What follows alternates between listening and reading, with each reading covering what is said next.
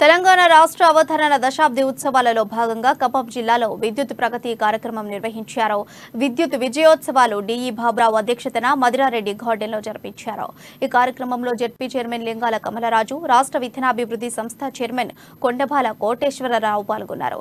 ఈ సందర్భంగా వారు మాట్లాడుతూ తెలంగాణ రాష్ట్రం ఏర్పడిన తర్వాత విద్యుత్ సమస్యలు పరిష్కారమయ్యాయని చెప్పారు. రాష్ట్రం ఏర్పడిన తర్వాత చీకటిలో నుండి వెలుగులోకి అడుగుపెట్టామన్నారు. సభ్యుడిగా కూడా ఇంకా కొన్ని గ్రామాలు ఉంటే నా దగ్గరకు వచ్చి రిప్రజెంట్ చేసేవాళ్ళు.